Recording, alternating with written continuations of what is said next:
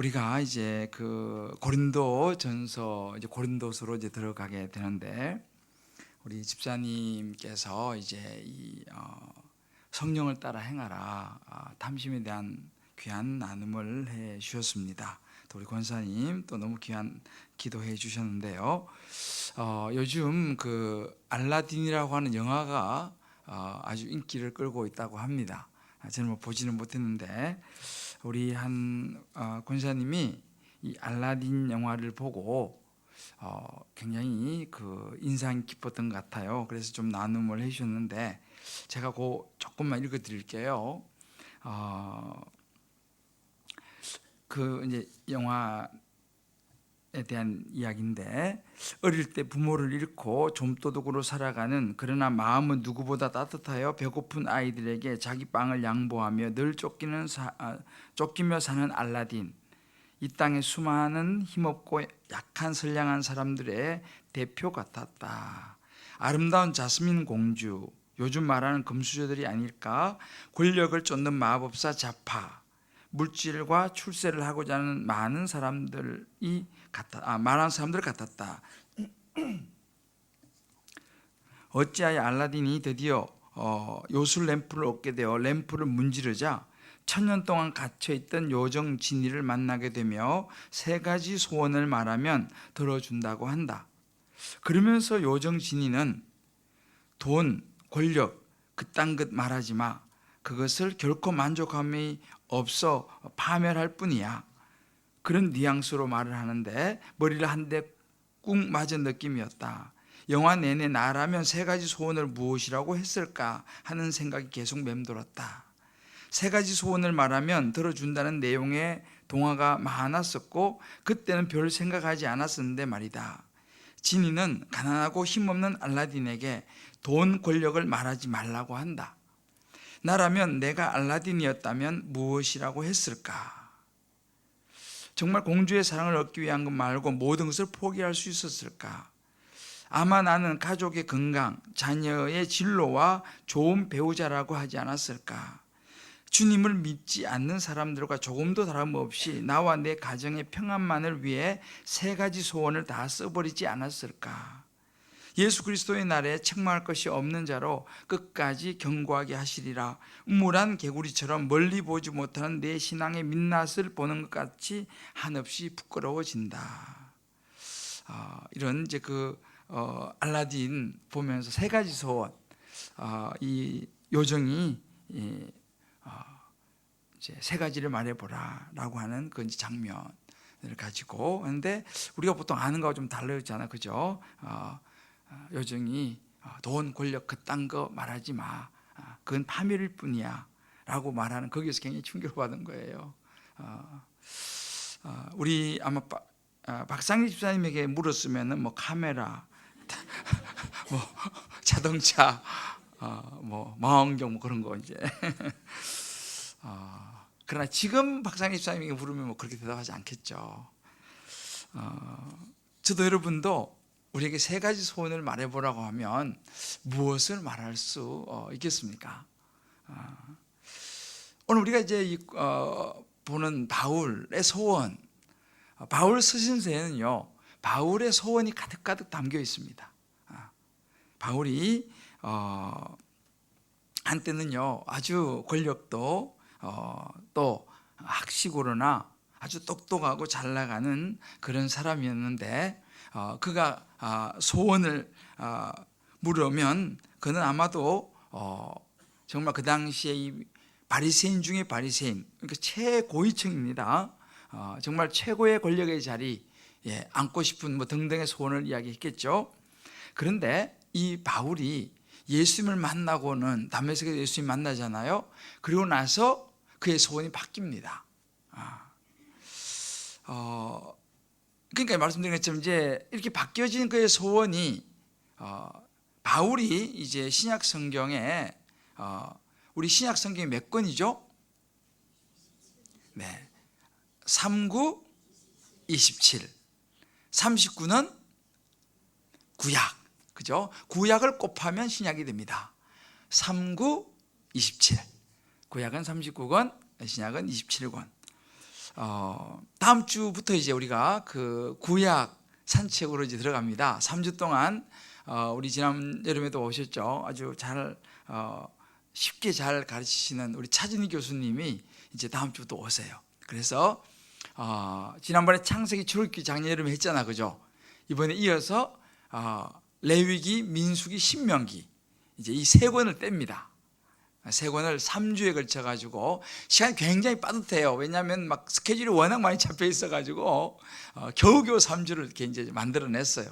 그래서 이제 다음 주부터 이제 하여튼 작년에 이어서 그래서 시간 되신 분들은 작년에 우리 홈페이지 보면요, 창세기, 출애굽기 강의한 게 나와 있을 거예요. 아마도 한번 들어보고 오시면 이제 레위기, 민수기, 신명기 이제 쫙 이렇게 이제 구약을 산책할 수 있는 좋은 시간이 되리라 생각합니다. 그래서 다음 주부터 꼭 빠지지 마시고, 자, 우리 옆에 분들 이렇게 갑시다. 다음 주에 구약 산책 꼭 같이 갑시다.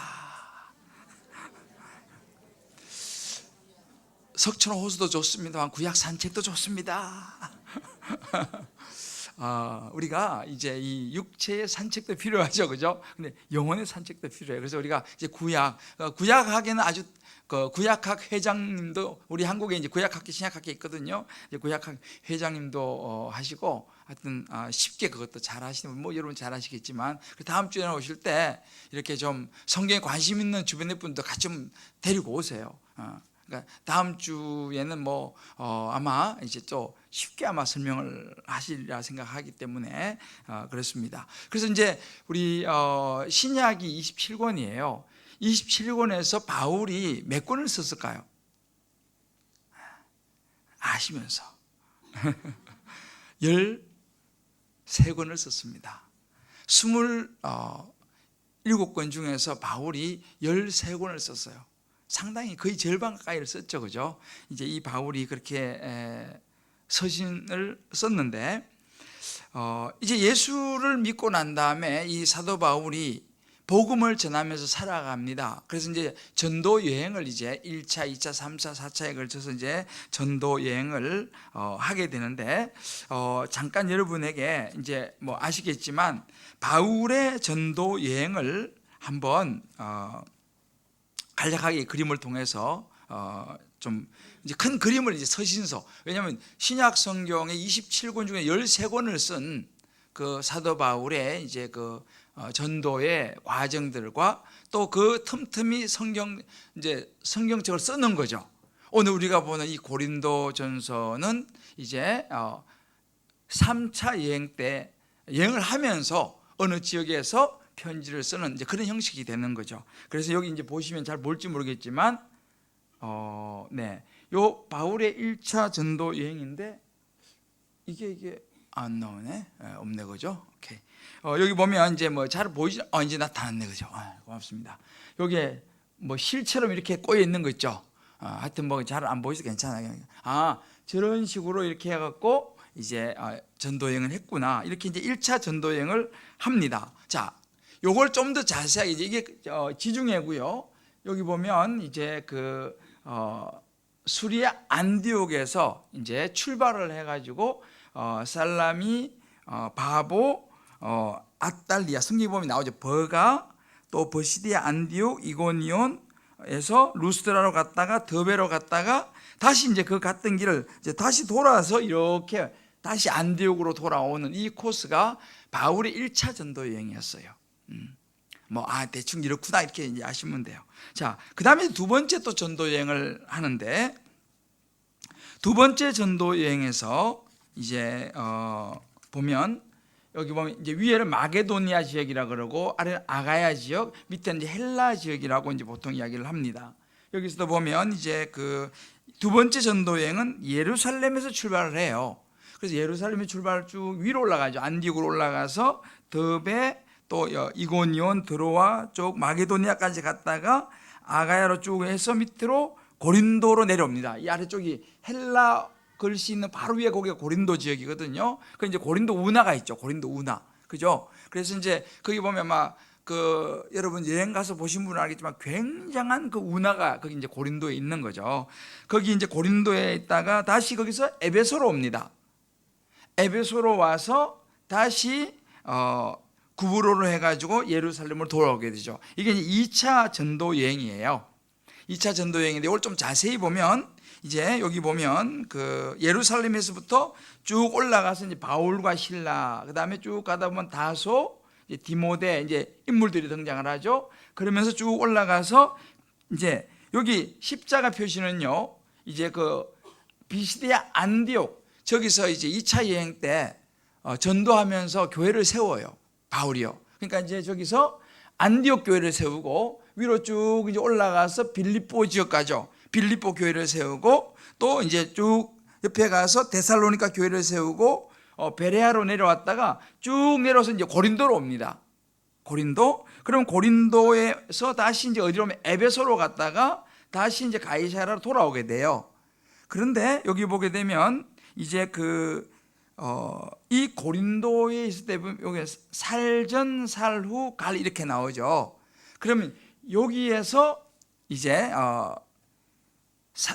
데살로니가 전서와 데살로니가 후서 그리고 갈라디아서를 씁니다.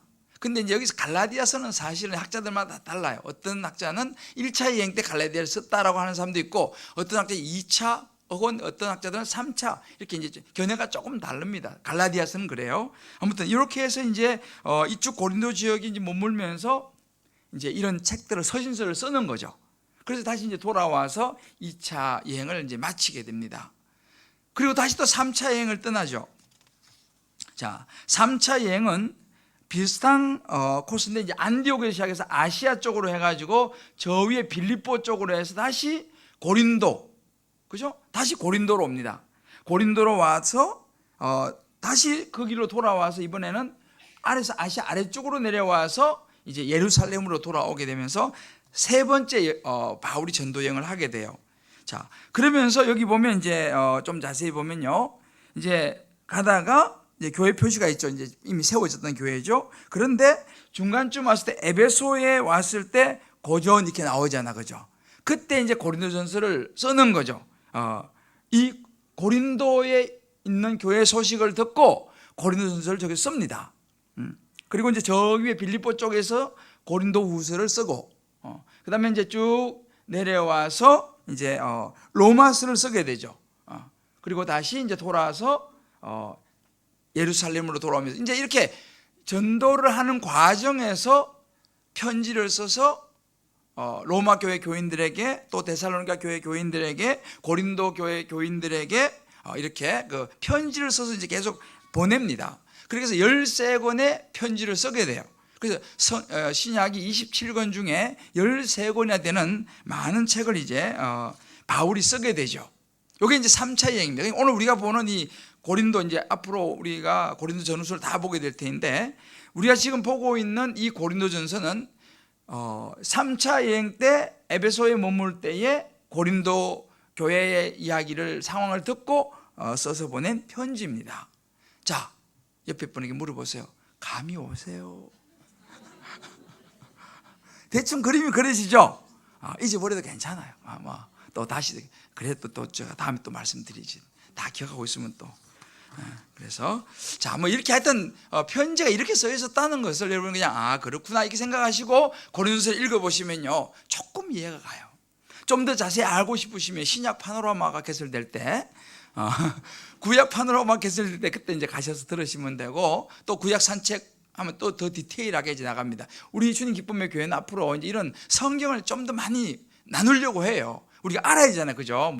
그래서 우리가 이렇게 이제 큐티인을 통해서는 자세하게 들여다보는 현미경처럼, 그죠?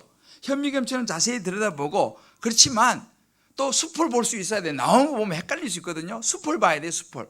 이제 숲은 이제 이렇게 하면서 숲을 한 번씩 보시고, 또 교회에서 이제 개설되는 뭐 신구약 산책이라든지 이제 이런 파노라마 이런 걸 통해서 이제 숲을 보는, 숲을. 그래서 숲도 보고 나무도 보고 이게 같이 병행이 돼야 돼요. 근데 숲은 모르고 나무 보면 가끔씩 때로는 실수할 수도 있어요. 물론 이제 제가 그래서 이 수요일이 왜 중요하냐면요, 이 수요일 날은 제가 여러분들이 매일매일 하는 큐티의 그 방향 그리고 중심, 이걸 딱 잡아주시는 거예요. 잡아드리는 거예요. 왜냐면 잘못하면 엉뚱한 데로 갈 수도 있거든요. 그러니까 이제 제가 이제 해야 되는 미션이 그거죠. 늘 제가 숲을 보면서 우리 성도님들을 잘 가이드 해가지고 여기는 이런 오솔길이 있습니다. 여기는 강이 있고요. 여기는 또 때로 늪도 있습니다. 하고 이제 제가 이렇게 안내하는 저는 안내자예요. 그래서 이런 수요 예배가 그래서 그런 게 굉장히 중요합니다. 왜냐하면 우리 교회가 늘 말씀 묵상하고 있기 때문에 이제 이런 그래서 여러분 아마 생각하시겠지만 제가 전체적으로 이렇게 보면서 우리 성도님들을 지금 천국으로 인도하는 안내자예요. 할렐루야. 별로 달갑지 않은. 그래요. 이게 이제 제가 저는 이렇게 큰 그림 보고 있어요. 자, 그러면 마지막으로 바울 서신의 연대기를 한번 보죠. 자, 이제 보시면 여기는 이제 갈라디아가 1차 전도 여행으로 나오죠. 이제 이게 학자마다 조금 다르기 때문에 그래요. 갈라디아는 그래요. 자, 그러면 여기 보면요. 이제 바울 서신 13권을 쓰게 되는데요. 1차 전도 여행 때 여기서 이제 이 학자는 갈라디아를 얘기하죠. 그다음에 이제 예루살렘 공회가 이제 있고 그다음에 2차 전도 여행을 하게 됩니다. 메인은 마게도냐, 아가야, 헬라 우리 아까 본 거예요. 그때 이제 뭘 쓰냐? 데살로니가 전후서를 이제 쓰게 되고 그다음에 이제 3차 전도 여행 때 그죠? 아시아 쪽에서 고린도 전후서 로마서까지 쓰게 돼요. 3차 전도 여행 때. 그리고 이제 재판을 받습니다. 바울이 재판을 받고 이제 그때 벨릭스, 베스도, 아그리빠 이 사람들에게 재판을 받고 그 다음에 이제 옥에 갇혀요. 바울이요. 옥에 갇히는데 그때 이제 로마에서 이제 옥에 갇히게 됩니다. 옥에 갇혀서 거기서 이제 풀려나면서 디모데 전서, 디모데 후서를 쓰게 돼요. 그러다가 다시 옥에 갇힙니다. 여기는 사실 옥에 갇혔다고 얘기하는데 이건 로마에 가면 제가 우리 성도님들 꼭 가고 싶은 게 이제 성지순례예요, 사실은. 그래서 우리 교육관 일단 잘 세워놓고 이제 성지순례 한번 가고 싶어요. 여기는 그냥 옥에 갇힘 이렇게 나와 있는데 로마에 가면요 가택 연금되었던 그 누가의 집이 있어요. 의사 누가는 그래 의사니까 좀 형편이 좋았거든요. 그래서 로마 시내 일반 사람 잘 모르는데 이게 발견된 지 그렇게 오래되지 않았어요. 그래서 로마의 시내에 가게 되면 의사 누가가 살았던 집이 있습니다. 그 집 지하에 가택연금 상태로 있었어요. 여기서 이제 옥에 갇힘. 그게 사실은 이분은 아마 거기 안 가보신 것 같아요. 그래서 하여튼 가택연금 되어 있다가 그때 이제 있으면서 디모데 후서를 이제 쓰게 되죠. 그리고 난 다음에 이제 거기서 있다가 마지막에 바울이 이제 순교하는 참수토로 이제 가서 거기서 이제 참수를 당해서 죽게 됩니다. 뭐 그건 이제 바울 이야기고요. 자, 이렇게 해서 이제 바울 서신이 이런 식으로 쓰여졌다는 거 한번 여러분 간단하게 제가 말씀을 드렸습니다. 자, 조금 이해가 되세요? 죄송합니다. 하여튼 여러분 대충 이 그림을 그리면 좋겠습니다. 자, 그러면 이제 바울이 이제 3차 여행을 하는 과정에서 사실은요, 이제 이렇게 아까 봤죠. 이 고린도 교회도 바울이 이제 여행을 하면서 전도해서 개척해서 세운 교회입니다. 특별히 이 고린도에는요, 바울이 막 옮겨 다니지만 특별히 좀 오래 머물렀어요. 1년 한 6개월 정도를 머물렀습니다. 제법 오래 머물렀던 거예요. 고린도에서는요. 그래서 이제 거기서 교회를 개척해서 잘 세웠습니다. 여러분 그 고린도라고 하는 지역은요, 아까 전에 지나가 버리긴 했는데 그 고린도 지역은 우리가 이제 이렇게 그 지도를 보게 되면 여러분 위치에서는 왼쪽이 되죠. 지중해 쪽인데 거기에 이제 이태리가 있어요. 이태리가.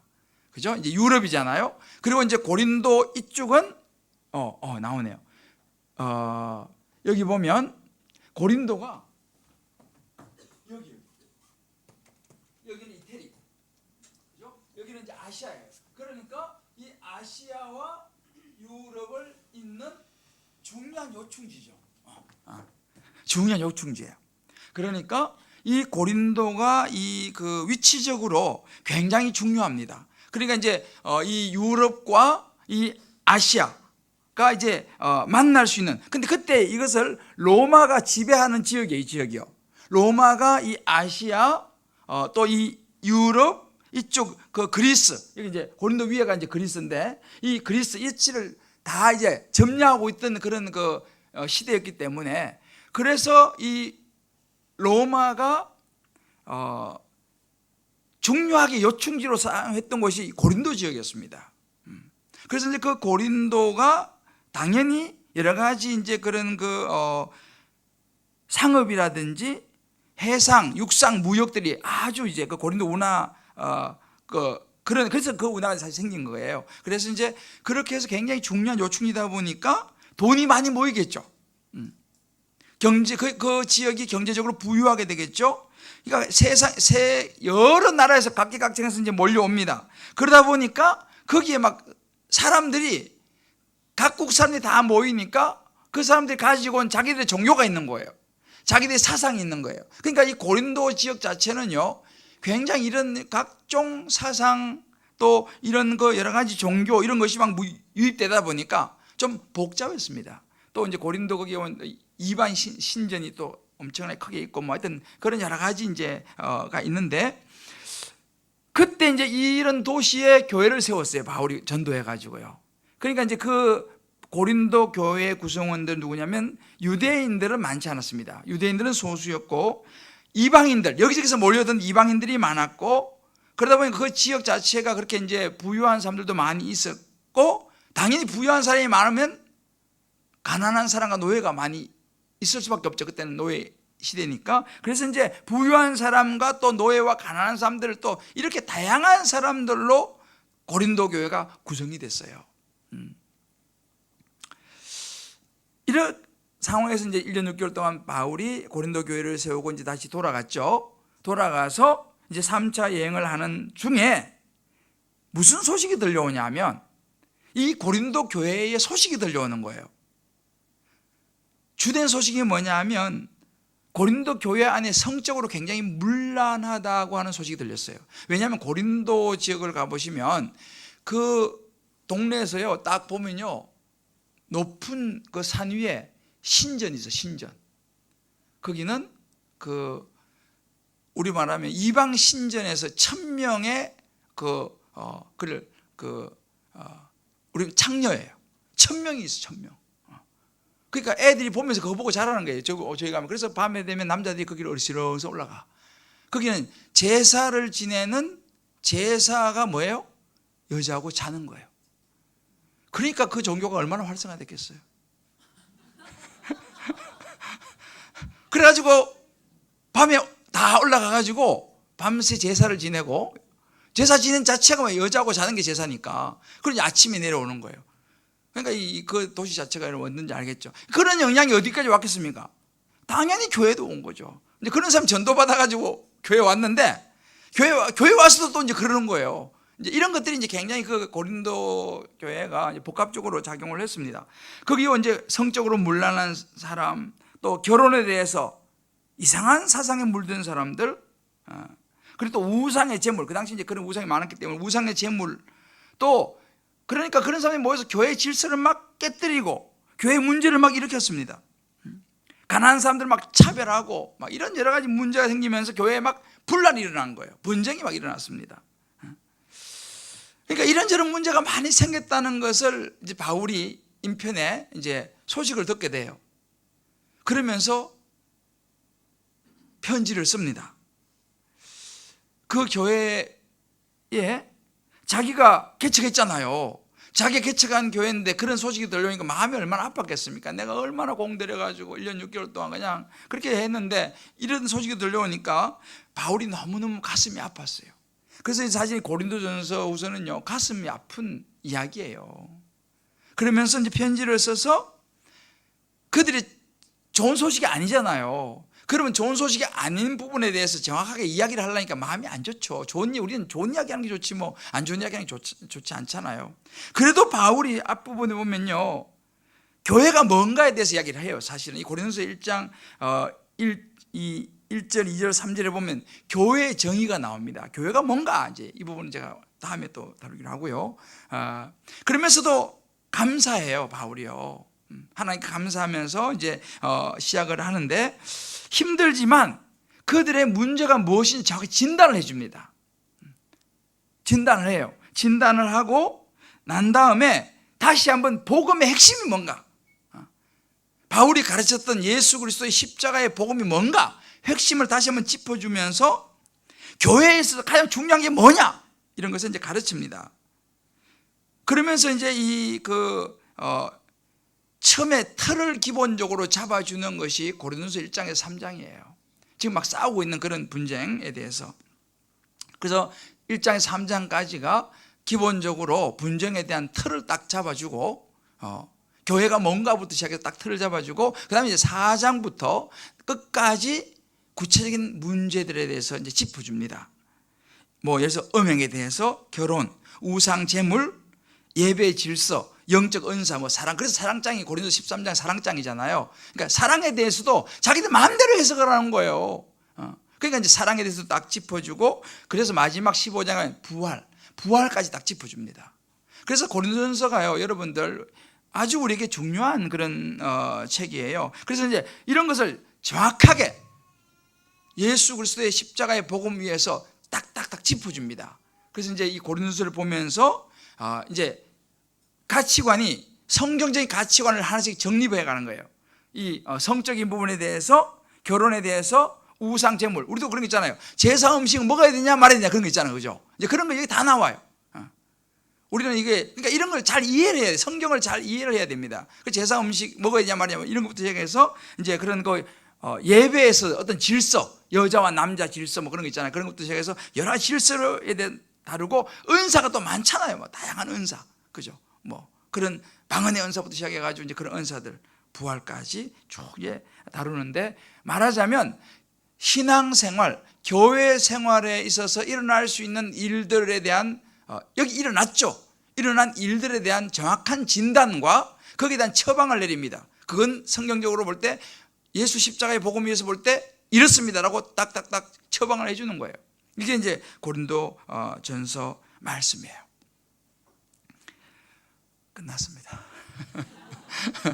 자, 옆에 한번 물어보세요. 이해가 좀 되세요? 제가 최대한 쉽게 말씀을 드렸습니다. 자, 이게 이제 고린도 전서인데, 오늘은요 제가 이제 1장에서 3장에 대한 부분에서 그 첫 부분의 좀 핵심, 교인들 사이에서 일어나는 분쟁, 왜냐하면 이것이 가장 처음 발단이 됐기 때문에 이제 이걸 1장에서 3장까지 다루는 거예요. 그러니까 우리의 신앙생활에서도 일어날 수 있는 내 혼자 내면에서 여러 가지 갈등들, 교회에서 여러 가지 갈등들, 이런 신앙적인 전반에 대한 이 부분에 있어서 사도 바울이요 딱 핵심을 짚어요. 그 핵심이 뭐냐? 두 가지 종류의 지혜를 이야기합니다. 두 가지 종류의 지혜가 있다 이렇게 말해요. 이게 이제 1장에서 3장 딱 파운데이션을 딱 깔아주는 거예요, 바울이. 자, 그러면 두 가지 종류의 지혜가 뭐냐? 이것을 1장, 2장, 3장에서 계속 이야기합니다. 계속 반복돼요, 이게요. 자, 첫 번째 바울이 말하는 지혜는요, 세상의 지혜라고 표현합니다. 세상의 지혜. 이게 이제 두 가지 종류 지혜 중에 한 가지, 세상의 지혜를 먼저 언급을 합니다. 교회, 이 고린도 교회에서 일어나는 모든 문제의 핵심은 세상 지혜에 치우쳐 있다라고 이야기를 합니다. 자, 그러면 이제 세상 지혜가 뭐냐? 세상 지혜가 뭐냐라고 했을 때에, 오늘 고린도서 1장 앞부분에 쭉 나오는데 보면 이제 분쟁, 우리가 1장 10절에 보면요, 형제들아 내가 우리 주 예수 그리스도의 이름으로 너희를 권하노니 모두가 같은 말을 하고 너희 가운데 분쟁이 없이 같은 마음과 같은 뜻으로 온전히 합하라 이렇게 말합니다. 그래서 여기서 나온 것이 같은 말, 같은 마음, 같은 뜻. 제가 말씀드렸죠, 고린도 교회는 어떤 교회라고요? 각 다양한 사람들이 와서 모인 교회이기 때문에 각자 자기 생각, 자기 말, 자기 뜻이 다 달라요. 그러니까 다 자기 이야기하는 거야. 자기 생각이 옳은 거예요. 자기가 배워왔던 경험, 그것이 옳은 거예요. 그래서 각자 자기 이야기 하는 거예요. 그런 상황입니다. 그러면서 이제 12절을 보게 되면 나는 바울에게, 나는 아볼로에게, 나는 게바에게, 나는 그리스도에게 속한 자다 라고 이야기합니다. 왜냐하면 누구는 나는 바울한테 배웠어, 나는 아볼로 아주 학식 있는 사람이었습니다. 아볼로한테 배웠어. 아니야, 나는 게바에게 배웠어. 아니, 나는 그리스도에게 배웠어. 뭐 이런 식으로 이제 각자 자기가 배운 것을 막 주장을 하기 시작합니다. 근데 이렇게 말합니다. 3장 3절로부터 4절 말씀, 성경 가져온 분들은 보세요. 3장 3절 이렇게 말합니다.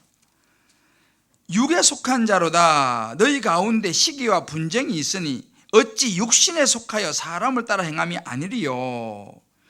어떤 이 말에 나는 바울에게라 하고 다른 이는 나는 아볼로에게라 하고 너희는 하니 너희가 육의 사람이 아니리요 라고 말합니다.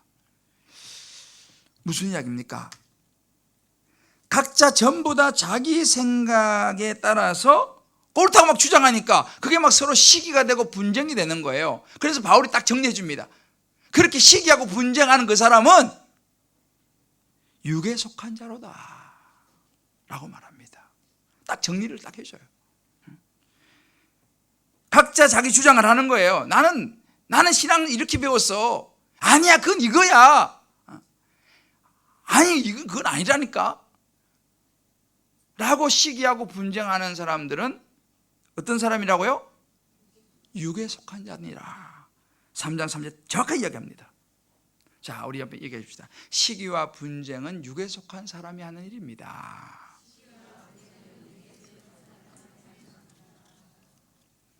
바울이 딱 정리를 해줘요. 자, 그러면서 오늘 말씀에도 나옵니다마는 유대인은 표적을 구하고, 유대인은 유대인들이 있다고 그랬죠. 표적을 구합니다. 이 표적은 뭐냐면 유대인들은요, 예수보다도 자기들이 생각하는 메시아가 있어요. 메시아는 아주 잘 살게 해주고 자기 백성들을 해방시켜주고 번영을 가져오고 이런 유대인들의 어떤 그 생각하는 표적이 있습니다. 헬라인은 지혜를 말한다 그랬어요. 그죠? 헬라인은 지혜를 말하는데 또 이 헬라 쪽의 사람들은 뭐냐? 이 지혜는 뭡니까? 학문, 세상의 학문, 자기들의 경험, 또 그들은 객관적인 증거 막 이런 걸 주장합니다. 맞는, 이것도 틀린 이야기는 아니죠. 근데 그런 헬라인들은 지혜를 또 주장하는 거예요. 또 2장 12절에 보면 세상의 영이라고 나옵니다. 세상의 영. 세상의 영은요, 그 당시 고린도 사회를 지배하던 것이 뭐냐면 여러 가지 우상과 돈이었습니다. 뭐 그런 것들. 또 2장 13절에 보면 사람의 지혜에 가르친 말, 언변, 말을 아주 잘하는. 또 3장에 가면 자기의 공적, 자기 잘한 거 있잖아요. 막 자랑하는 거. 3장에 가면 심지어 어떤 냐면 아무도 자신을 속이지 말라. 너희 중에 누구든지 이 세상의 지혜에 있는 줄 생각하거든 어리석은 자가 되라 이렇게 말하면서 자기가 사실은 다 모르면서도 엄청 아는 것처럼 막 이야기를 하는 거예요. 그러면서 자신을 속이는 모습이에요. 모르면 모른다고 이야기해야 되는데 그냥 왜? 그 당시 이것이 학식 있는 사람, 헬라인의 지혜의 모습이라고 그들이 생각했기 때문에 그렇습니다. 그리고 또 4장 5절을 보면요, 때가 이르기 전 곧 주께서 오시기까지 아무것도 판단하지 말라. 그냥 이 사람들이 자기 지혜가 있으니까 막 날마다 판단하는 거예요. 이런 것이 당시 고린도 사회였고 그 사회의 분위기가 고린도 교회 안에 들어와서 이런 일들이 고린도 교회에서 많이 일어나고 있었습니다. 여기서부터 많은 문제가 이제 생긴 거죠. 자, 여기에서 핵심이 뭘까요?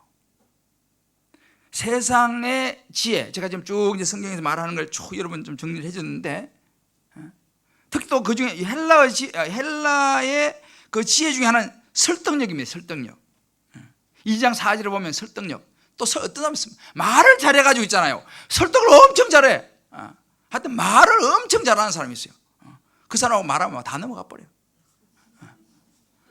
다 넘어가 버려요. 그러니까 이런 것들. 여러분, 세상의 지혜의 핵심은 뭐냐 하면 자기의 의입니다. 자기의 애입니다. 다시 말하면 내 생각이 옳다라고 하는 거, 그리고 자기에 대한 사랑이에요. 사람들은 그 당시 전부 다 자기 이야기를 하고 싶어요. 자기 견해와 자기 주장, 유대인들은 표적을, 헬라인들은 지혜를, 각자 자기의 공적과 자기를 막 자랑하고 싶어하고 자기의 의견을 막 관철을 시키고 싶어하고 하여튼 자기 이야기를 굉장히 하고 싶어하는 거예요. 근데 자기 이야기하는 것 자체가 뭐 틀린 건 아니죠. 의견을 낼 수 있죠. 자기 주관이 있을 수 있습니다. 근데 중요한 건 뭐냐면요, 자기의 생각을 관철시키려고 하는 거예요. 이게 조심해야 돼요. 이게 경계선입니다. 아담과 하와가 똑같았어요. 이걸 다른 말로 하면 하나님처럼 되려고 한 거예요.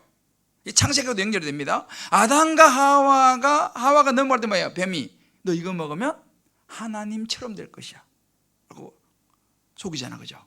하나님은 뭡니까? 하나님은 공의 하나님이기 때문에요, 하나님은 옳고 그름을 딱 정리할 수 있는 분이에요. 하나님은 정확한 판단이 되십니다. 왜?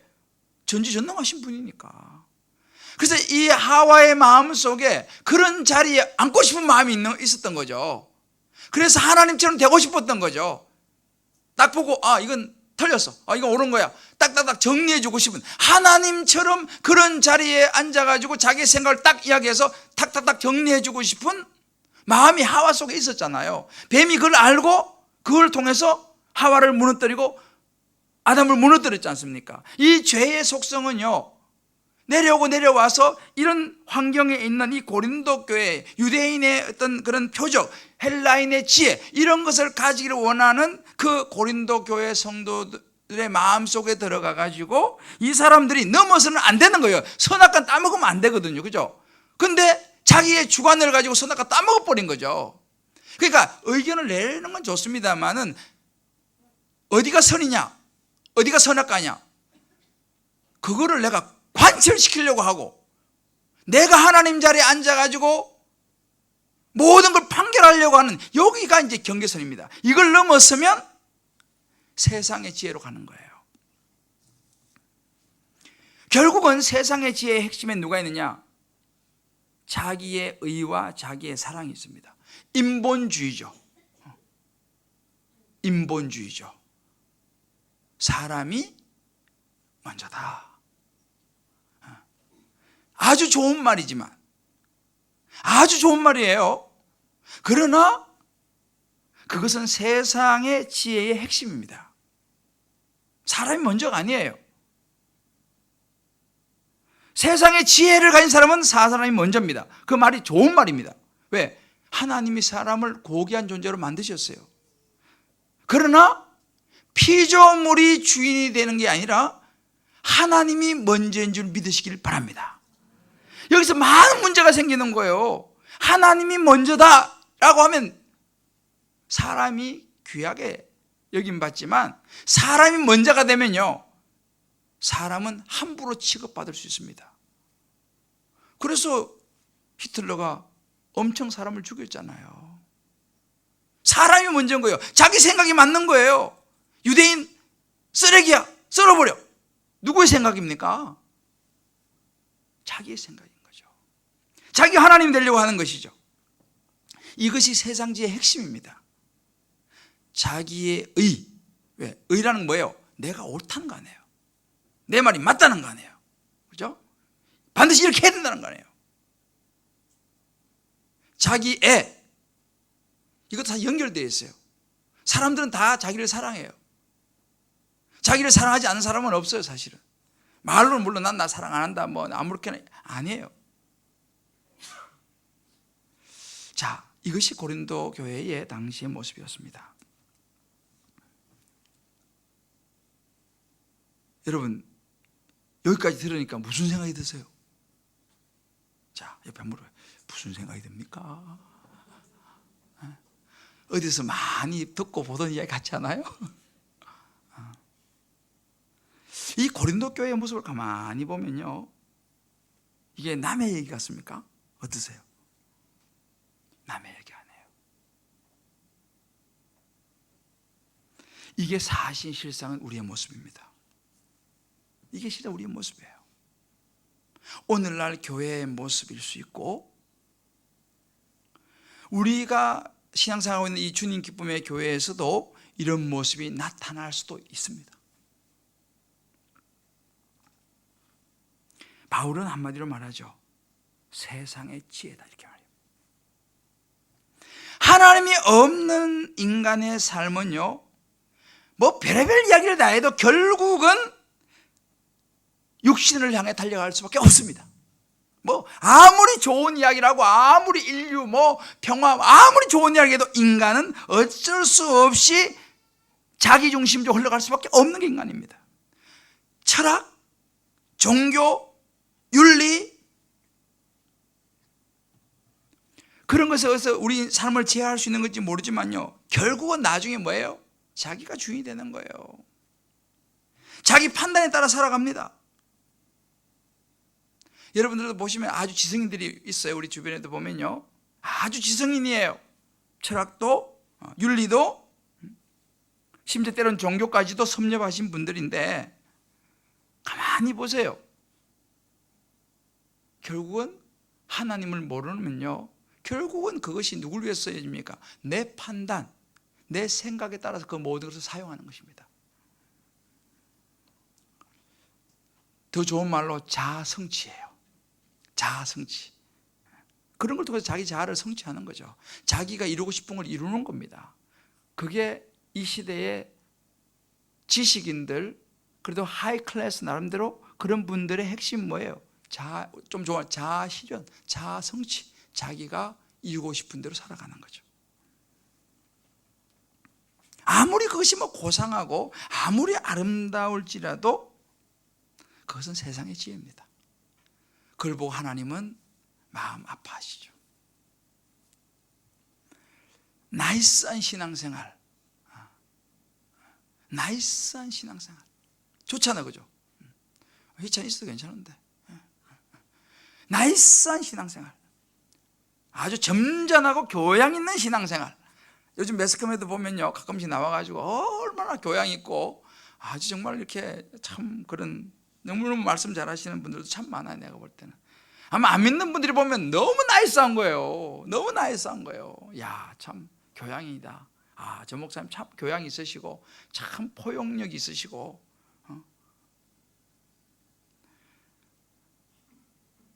근데 우리가요, 거기에 세상의 지혜가 스며들 함정이 있다는 것을 우리가 놓치면 안 됩니다. 제가 부끄러운 이야기지만 이 교회를 개척해서 저는 한 7년 정도 황금기를 누렸습니다. 정말 저도 가끔 말씀드렸지만 1년에 막 수백 명씩 몰려왔어요. 정말 제자훈련도 열심히 하고 막 5번까지 제가 해서 5번까지. 뭐 그러니까 번영을 누렸죠, 말하자면. 근데 그러면서 세상의 지혜가 슬그머니 들어오는 것을 제가 눈치를 못 챘어요. 교회도 너무 자랑스럽고 또 제 자신이 너무 자랑스러웠어요. 저는 처음에 개척할 때 주님, 한 100명만 되면 소원이 있겠습니다. 진짜 그렇게 기도했어요. 100명만 되면 소원이 없겠습니다. 이렇게 기도했거든요, 정말. 근데 그때는 한 70명까지는 잘 한 10년 열심히 하면 될 것 같다는 생각했는데, 그래도 한 100명만 되면 이런 생각했어요, 정말로. 제가 개척을 할 때. 제가 하려고 한 게 아니었기 때문에. 하여튼 그때는 어렵잖아요, 개척이요. 그런데 이게 막 사람들이 막 오고 막 1000명이 넘어가고 2000명이 막 넘어가는 거예요. 좀 있으면 3000명이 되겠더라고. 너무 좋았죠. 너무 좋았죠. 막 즐겁고 막 물론 피곤하고 힘들고 무리는 하긴 했지만 아무튼 좋았어요. 그리고 뭐 십자가의 복음도 이야기했죠, 열심히. 그런데 시간이 지나면서 조금씩 제자 훈련도 많이 시켰어요, 제가요. 훈련도 정말 그때는 굉장히 강력하게 시켰어요. 시간이 지나면서 각자의 주장들이 조금 나오기 시작했어요. 똑똑한 사람이 또 엄청 많잖아요. 세상적으로 지혜로운 사람이 엄청 많잖아요. 교회는 번창하죠. 지금도 우리 교회가 의사가 많잖아요. 그때도 의사가 되게 많았어요. 의사하고 그때 우리가 자라갈 때는 하여튼 의사들하고 해가지고 저 남아공까지 의료선교를 갔다니까요. 남아공에 의사 그 팀을, 우리 의사가 온 건 처음이래. 멀어가지고 아무도 안 할 거기는. 근데 우리 교회에서 뭐 장비 막 다 가지고 엄청 막 하여튼 그때는 풍성한 시대였으니까 해가지고 남아공까지 우리가 날아갔다니까요. 날아가가지고 막 선교하고 막 그랬어요. 그런 과정에서 하여튼 뭐 교회 이름도 바꾸고 하여튼 이렇게 됐죠. 그러면서 이제 뭐가 들어왔느냐? 세상의 지혜가 들어오기 시작했어요. 세상의 어떤 가치들이 들어오기 시작했죠. 인간의 그런 그 세상의 가치와 핵심에는 자기의 의와 자기 애가 있다고 그랬잖아요. 세상의 지혜가 들어오기 시작하면서 물론 제 속에서 제에게도 뭐가 들어왔냐? 의가 들어왔죠. 제 의. 왜? 제가 이렇게 이 정도 이루었으니까 그때는 제가 어깨에 막 힘이 좀 많이 들어가지 않겠습니까? 지금은 다 빠졌어요.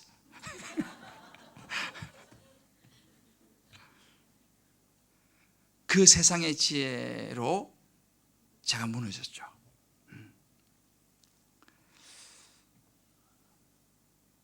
이게 세상의 지혜였어요. 그때는 이해하지 못했어요. 이게 세상의 지혜가 나도 몰래 들어와 있었다는 것을. 제자 훈련시키고 사역 훈련시키면 이것이 정말 성경의 엄청난 지식이 되고 헬라의 지혜가 되고 유대인의 표적이 되는지 나는 생각을 못했어요. 그러니까 다들 다 목사였어요. 그때는 전부 다 목사. 나도 목사인데 하게 됐어요. 제가 그렇게 가르쳤어요. 여러분 다 작은 목사입니다. 이렇게 다 가르쳤어요. 제가 정말 나중에 보니까 목사밖에 없더만. 정말 목사밖에 없었어요. 나중에 보니까 전부 다 목사님이야. 그 모든 책임이 저에게 있었죠. 나도 모르게 제 안에 들어와 버린 세상의 지혜가 저의 의를 더 높이게 만들었고, 그래서 제가 나도 모르게 나중에 보니까 의의 대마왕이 되어 있었어요.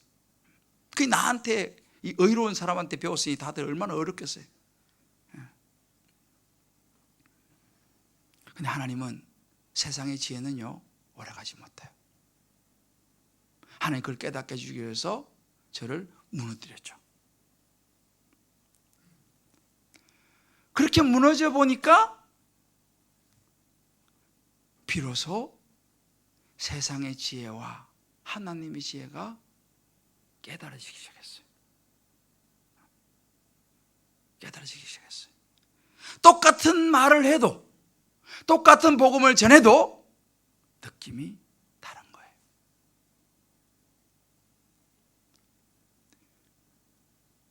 그래서 제가 이런 고린도전서를 그전에도 내가 설교도 하고 그전에도 봤잖아요. 그죠? 근데 이렇게 한번 무너지고 나니까 성경이 더 깊이 깨달아지기 시작하는 거예요. 내가 딱 보니까 세상의 지혜 전부 다 내 이야기야. 주여, 야, 내가 한때 그랬지. 내가 한때 세상의 지혜, 내 의가 충천했었지.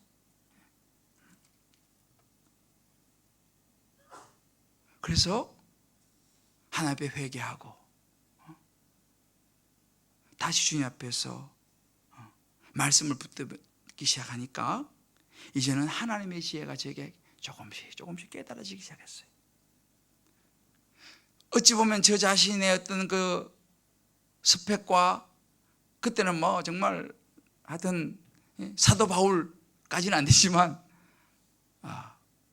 근데 사도 바울이 담메색에서 예수 만나고 꼬꾸라지고 그의 인생이 변했듯이 하나님은 저로 하여금 성경을 이제는 세상의 지혜와 스펙이 아니라 하나님의 지혜를 가지고 말씀을 보도록 이끌어 가셨어요.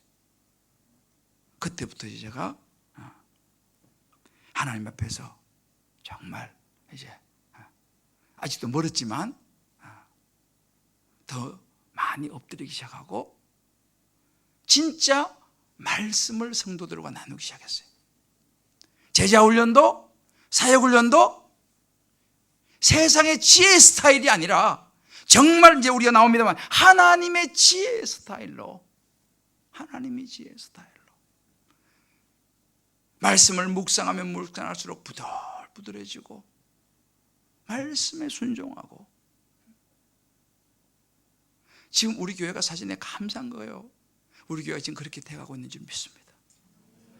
우리 교회 요즘 목사라는 사람 별로 안 보여요. 정말 무술이들은 조금씩 늘어나는 것 같아요. 정말 귀한 일이죠. 요즘 우리 순장님들이요,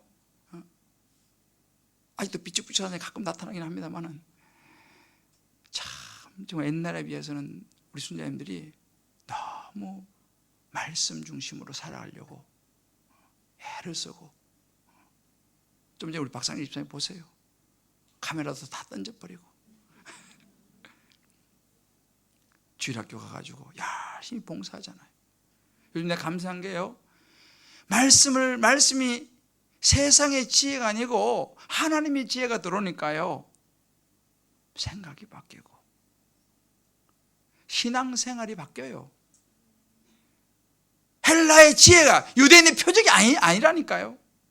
그러면 하나님의 지혜는 뭐냐? 우리 한 집사님 이런 고백을 했어요. 아내와 또 딸로 인해서 여러 가지 가정에 또 힘든 부분 있잖아요. 삶의 여러 고난을 겪어보고 무너져 본 경험에 마음을 가다듬고, 삶의 여러 고난과 교난을 겪어보고 무너져 본 경험에 마음을 가다듬고, 또 하나님께서 다음 일을 계획하고 계심을 알기에 나는 한 템포 쉬게 만드셨고, 아내의 분냄과 실망의 마음도 참고 기다려주는 마음이 생겼습니다.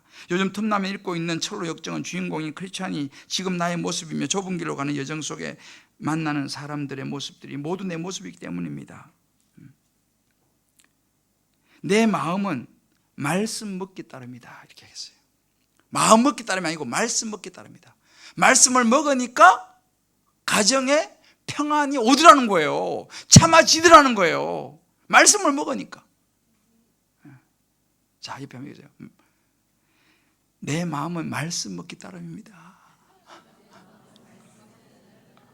말씀 안 먹으면 헷갈립니다. 말씀을 먹으면서 사셔야 돼요. 말씀을 먹으면서요. 여러분, 정말 세상의 지혜를 경계해야 됩니다. 그래서 제가 요즘은요, 항상 자주 하는 게 조심하고 또 조심하자. 조심하고 또, 왜? 어느샌가 나도 모르게 또 세상의 지혜가 들어올지 몰라요. 죄가 문 앞에 어떻게 한다고요? 웅크리고 있다 그랬잖아요. 창세기, 그죠? 웅크리고 있는 거예요. 근데 아주 늘 조심해요. 돌아서 또 말 실수했구나. 주여, 불초한 이 종을 용서해 주옵소서. 요즘은 덜 조심해요. 왜? 나도 모르게 세상 지혜가 들어올 수 있으니까요. 나도 모르게요. 한 번씩요, 주일날도 성도들이 가득히 앉아있는 거 보면 막 세상에 지혜가 막 들어오려고 그래. 막 이게 막 어깨가 올라. 주여, 사단아 물러가라. 조심해야 되는 거예요. 늘 조심한 거예요. 한 번 됐다고 되지 않아요. 정말 조심해야 됩니다. 자, 우리 옆에 분에게 축복합시다. 세상 지혜를 조심하고 또 조심합시다. 네. 바울이 이야기를 한 거예요. 또 한 종류의 지혜는 하나님의 지혜예요. 하나님의 지혜. 시간이 참 빠릅니다. 그죠? 제가 압축해서 할 테니까 딱 정신 차리시고. 바울이 이야기한 것은 하나님의 지혜를 얘기해. 하나님의 지혜. 그럼 하나님의 지혜는 뭐냐라는 거예요. 세상의 지혜는요, 자기의, 자기애, 자기 중심, 내가 하나님처럼 되고 싶은 거, 모든 내 생각들은 내가 판단해야 돼. 내가 나와 틀리면 틀린 거야. 이게 세상의 지혜입니다. 내가 최고예요. 근데 하나님의 지혜는 십자가의 도입니다. 십자가의 도. 지금 계속 십자가 얘기 나오잖아요. 십자가는 뭐예요? 고난과 죽음이에요. 세상의 지혜하고 반대죠. 자기를 부인하는 거예요. 자기 부인이 뭐예요? 나의 약함을 인정하는 거예요. 우리 오늘 박상립 집사님 했잖아요. 제게 참 탐심이 많습니다. 여러분 죄송하지만 일반 교회 가서 이렇게 나와서 간증하는 거 들어보셨어요? 제가 이래봬도 현대자동차 30년 근무해서 참 감사합니다. 할렐루야. 제가 말이죠. 뭐 이렇게 간증은 많이 하죠. 그죠? 제가 이래도 잘 나가는 사람인데 그런 간증을 많이 하지. 우리 교회도 한때는 그랬어요. 근데 나와가지고 제가 카메라에 미쳐가지고 뭐 좋은 일이라고. 요즘은 또 자동차가 눈에 띄옵니다. 그죠? 뭐 좋은 일이라고 그런 거 이거 나와서까지 해. 그냥 조용히 있지. 이것이 하나님의 지혜인 줄 믿습니다. 이 하나님의 지혜를 나눌 때에요, 우리 자신을 세상에서 지켜낼 수 있는 줄 믿습니다. 바울이 그렇게 이야기했잖아요. 바울이 얼마나 스펙이 좋은 사람이에요.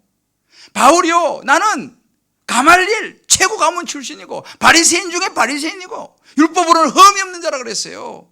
이렇게 이야기했다니까 바울이요. 그런데 예수 만나고 나서 뭐라고 얘기합니까? 지극히 작은 자보다 더 작은 나에게. 나중에 뭐라고 합니까? 죄인 중에 괴순이라. 바울이요, 처음에는요 자기 자랑 엄청 했어요. 근데요 예수 만나고 보니까요 십자가만 자랑하는 거예요.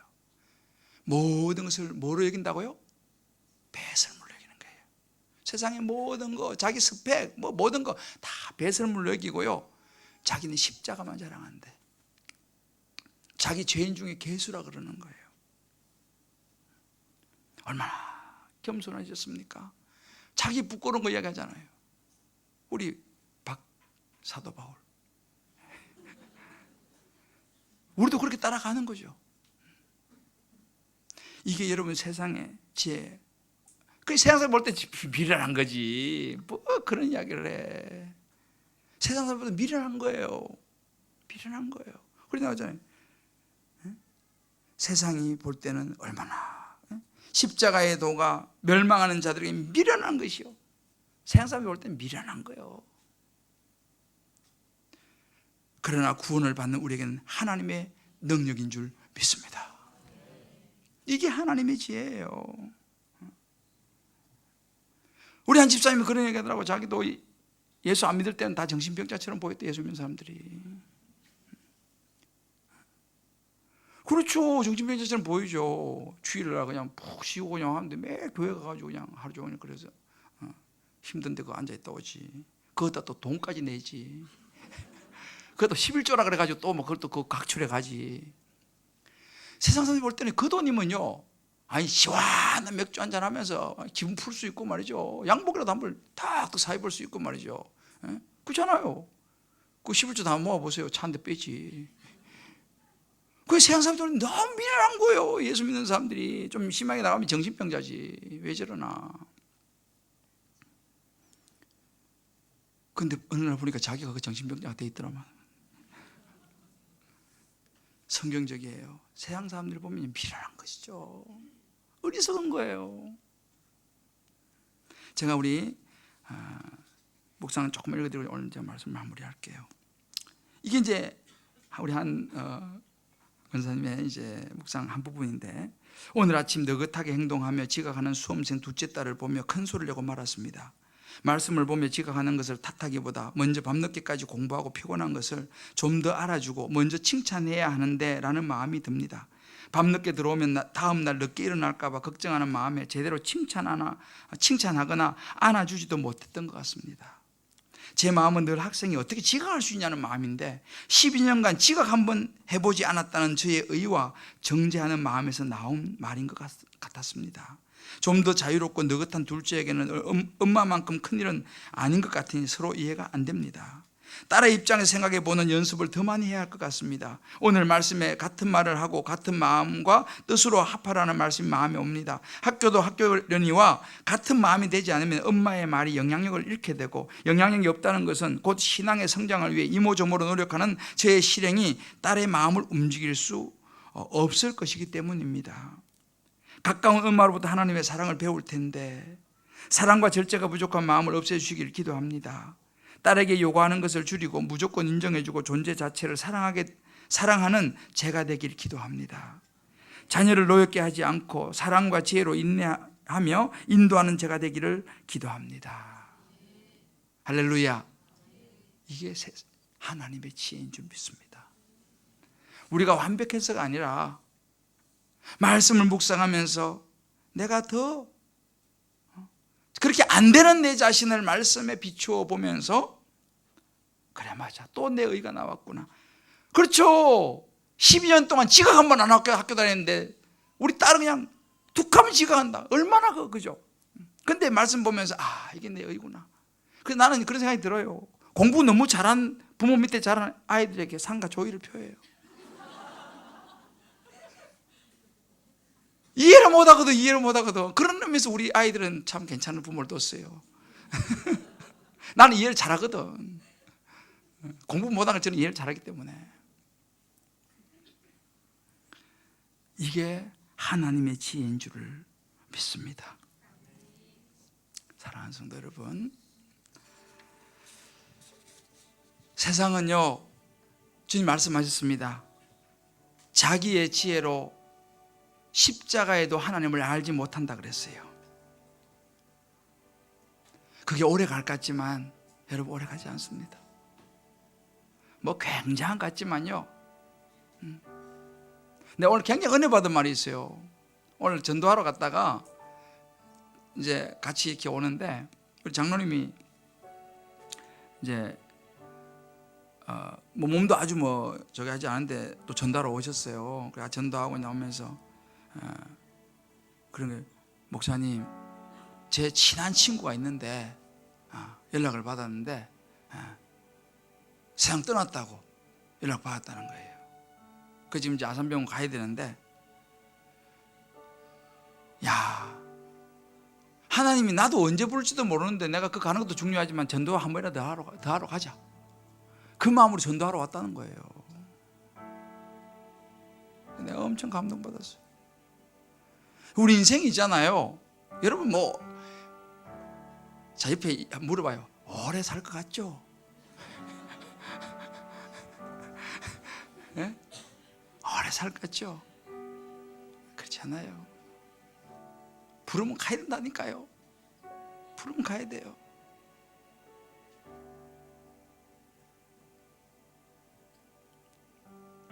제가 한번 이야기를 하고 내가 이거만 얘기 드리면 맞을게.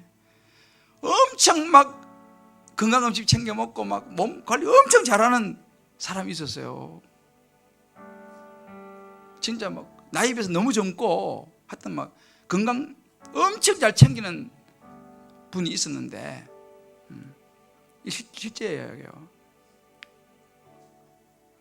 남편하고 그 한강변에 이렇게 걷고 조깅 이거 하다가 지나가는 자전거하고 그냥 부딪혀가지고 넘어져가지고 돌아가셨어요. 지나간 자전거가 들어박아가지고 남편은 이게 다 나가고 부인은 그냥 잘못 넘어져가지고 그렇게 건강관리도 잘하고 하여튼 운동하고 건강음식 많이 챙겨 먹고 했는데 풀어가지고 그냥 하루 종일 세상 떠나버렸어요. 그렇다고 우리 몸을 안 챙기라는 거 아닙니다. 아이고 잘됐다, 운동이 뭐가 필요 없다, 그냥 언제 가죠. 그러시면 안 돼. 운동하셔야 돼. 그건 하나님 부를 때 우리는 열심히 전도하려면 몸이 건강해야죠. 잘 챙겨 드시고 운동도 하시고 하셔야 돼요. 그러나 우리가 잊어버려서는 안 되는 게 뭐냐면요, 그게 다가 아니라는 걸 아셔야 돼. 아무리 내가 가만히 나는 신호등 잘 지켜서 나는 가도 있잖아요. 신호등 안 지킨 사람들이 온다니까요. 이게 인생이에요. 여러분, 세상의 지혜는요 사실은 짧습니다. 하나님의 지혜로 살아가는 저와 여러분 되시기를 주의 이름으로 축복합니다. 우리 바울처럼 쉽지 않지만요 그렇게 한번 살아봅시다. 이제 내가 죽어도, 내 이 찬양 굉장히 좋아하는 찬양인데요, 옛날에 저는요 사역훈련 하잖아요, 제자훈련 하잖아요. 이거 18번이었어요. 저는 제자훈련 할 때마다 이거 많이 불렀는데, 이제 내가 살아도 주 위에 살고 이제 내가 죽어도 주 위에 죽네. 하늘 영광 보여주며 날 오라하네. 할렐루야 찬송하며 주께 갑니다. 이제 내가 떠나도 저 천국 가고 이제 내가 있어도 주 위에 있네. 우리 예수 찬송하며 나는 가겠네. 천군 천사 나팔불 마중 나오네. 이게 바울의 고백이거든요. 빌립보서 1장 20절 25절. 그러므로 나는 사나 죽으나 주님의 것이요, 사나 죽으나 날 위해 피 흘리신 내 주님의 것이요. 이 찬양의 가사가 저와 여러분의 고백이 될 수 있기를 주의 이름으로 축복합니다.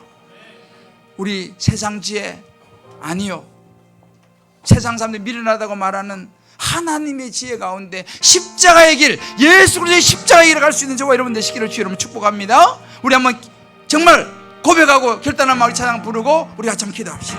이제 내가 살아도